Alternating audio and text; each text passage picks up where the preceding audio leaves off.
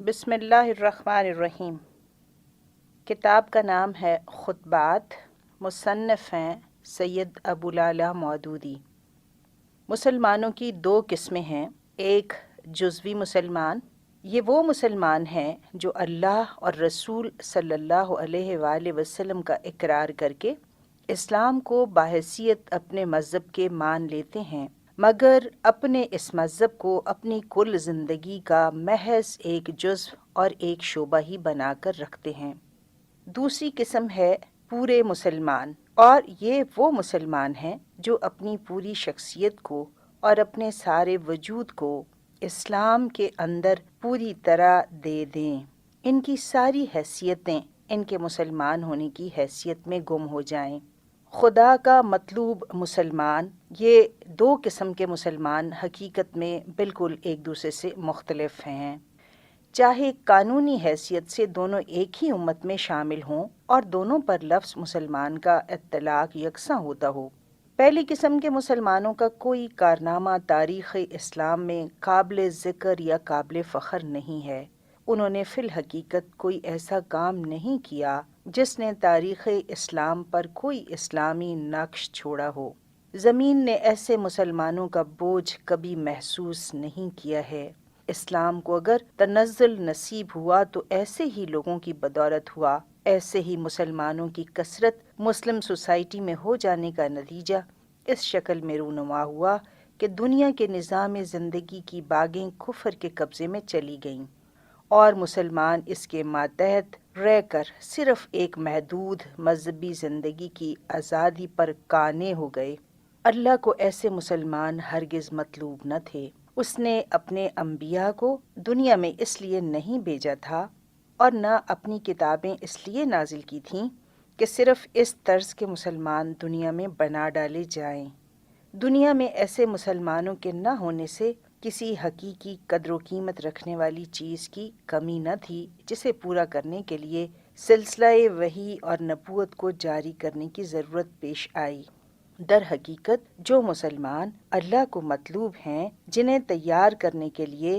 انبیاء کی بعثت اور کتابوں کی تنزیل ہوئی ہے، اور جنہوں نے اسلامی نقطہ نظر سے کبھی کوئی قابل قدر کام کیا ہے یا آج کر سکتے ہیں، وہ صرف دوسری ہی قسم کے مسلمان ہیں۔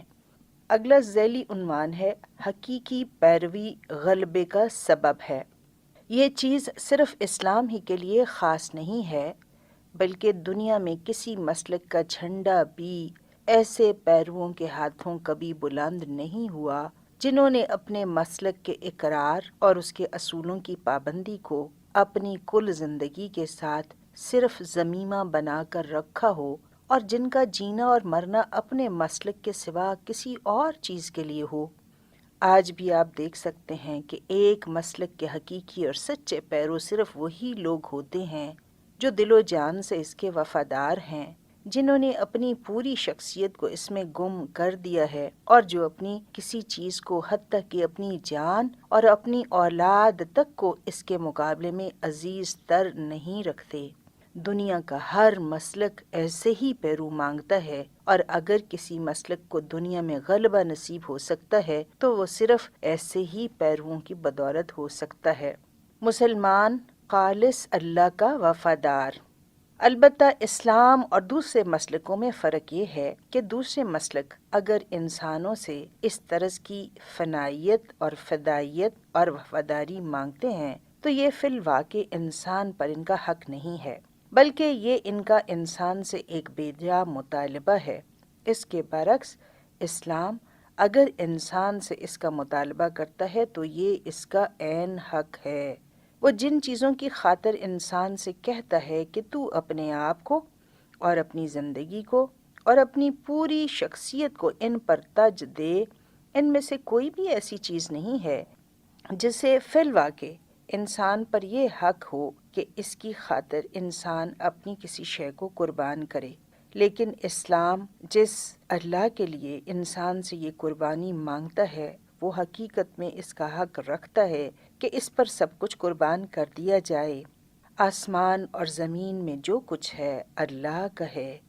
انسان خود اللہ کا ہے۔ جو کچھ انسان کے پاس ہے اور جو کچھ انسان کے اندر ہے سب اللہ کا ہے، اور جن چیزوں سے انسان دنیا میں کام لیتا ہے وہ سب بھی اللہ کی ہیں۔ اس لیے عین تقاضۂ عدل اور عین تقاضۂ عقل ہے کہ جو کچھ اللہ کا ہے وہ اللہ ہی کے لیے ہو، دوسروں کے لیے یا خود اپنے مفاد اور اپنے نفس کے مرغوبات کے لیے انسان جو قربانی بھی کرتا ہے وہ دراصل ایک خیانت ہے، الا یہ کہ وہ خدا کی اجازت سے ہو، اور خدا کے لیے جو قربانی کرتا ہے فی الحقیقت وہ ادائے حق ہے۔ لیکن اس پہلو سے قطع نظر کرتے ہوئے مسلمانوں کے لیے ان لوگوں کے طرز عمل میں ایک بڑا سبق ہے جو اپنے باطل مسلکوں کی خاطر اور اپنے نفس کے جھوٹے معبودوں کی خاطر اپنا سب کچھ قربان کر رہے ہیں اور اس استقامت کا ثبوت دے رہے ہیں جس کی نظیر مشکل ہی سے تاریخ انسانی میں ملتی ہے۔ کس قدر عجیب بات ہوگی اگر باطل کے لیے انسانوں سے ایسی کچھ فدائیت اور فنائیت ظہور میں آئے اور حق کے لیے اس کا 1000واں حصہ بھی نہ ہو سکے۔ محاسبہ نفس، ایمان اور اسلام کا یہ معیار جو اس آیت اور حدیث میں بیان ہوا ہے، میں چاہتا ہوں کہ ہم سب اپنے آپ کو اس پر پرکھ کر دیکھیں اور اس کی روشنی میں اپنا محاسبہ کریں۔ اگر آپ کہتے ہیں کہ آپ نے اسلام قبول کیا اور ایمان لے آئے تو دیکھیے کہ آیا فی الواقع آپ کا جینا اور مرنا خدا کے لیے ہے؟ کیا آپ اسی کے لیے جی رہے ہیں اور آپ کے دل اور دماغ کی ساری قابلیتیں، آپ کے جسم اور جان کی ساری قوتیں، آپ کے اوقات اور آپ کی محنتیں کیا اسی کوشش میں صرف ہو رہی ہیں کہ خدا کی مرضی آپ کے ہاتھوں پوری ہو اور آپ کے ذریعے سے وہ کام انجام پائے جو اللہ اپنی مسلم امت سے لینا چاہتا ہے؟ پھر کیا آپ نے اپنی اطاعت اور بندگی کو خدا ہی کے لیے مخصوص کر دیا ہے؟ کیا نفس کی بندگی، خاندان کی، برادری کی، دوستوں کی، سوسائٹی کی، حکومت کی بندگی آپ کی زندگی سے بالکل خارج ہو چکی ہے؟ کیا آپ نے اپنی پسند اور ناپسند کو سراسر رضائے الہی کے تابع کر دیا ہے؟ پھر دیکھیے کہ واقعی آپ جس سے محبت کرتے ہیں خدا کے لیے کرتے ہیں، جس سے نفرت کرتے ہیں خدا کے لیے کرتے ہیں، اور اس نفرت اور اس محبت میں آپ کی نفسانیت کا کوئی حصہ شامل نہیں ہے۔ پھر کیا آپ کا دینا اور روکنا بھی اللہ کی خاطر ہو چکا ہے؟ اپنے پیٹ اور اپنے نفس سمیت دنیا میں آپ جس کو جو کچھ دے رہے ہیں اسی لیے دے رہے ہیں کہ خدا نے اس کا حق مقرر کیا ہے، اور اس کو دینے سے صرف خدا کی رضا آپ کو مطلوب ہے، اور اسی طرح جس سے آپ جو کچھ روک رہے ہیں وہ بھی اسی لیے روک رہے ہیں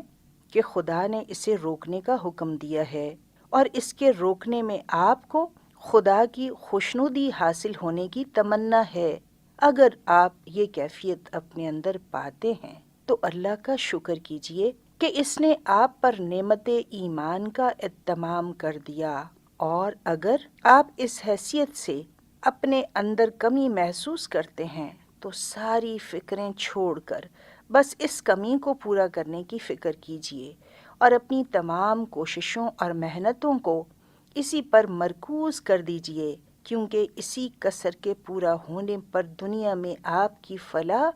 اور آخرت میں آپ کی نجات کا مدار ہے۔ آپ دنیا میں خواہ کچھ بھی حاصل کر لیں،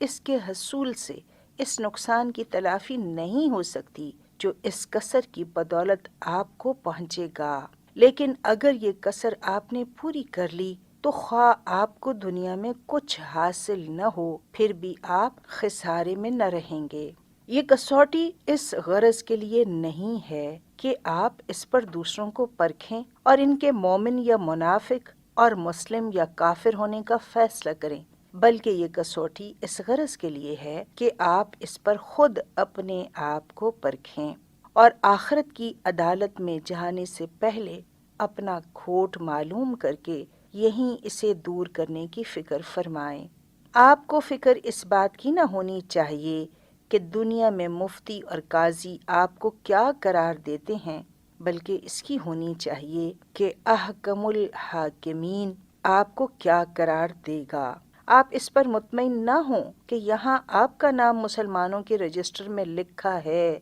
فکر اس بات کی کیجئے کہ خدا کے دفتر میں آپ کیا لکھے جاتے ہیں۔ ساری دنیا بھی آپ کو سند اسلام اور ایمان دے دے تو کچھ حاصل نہیں،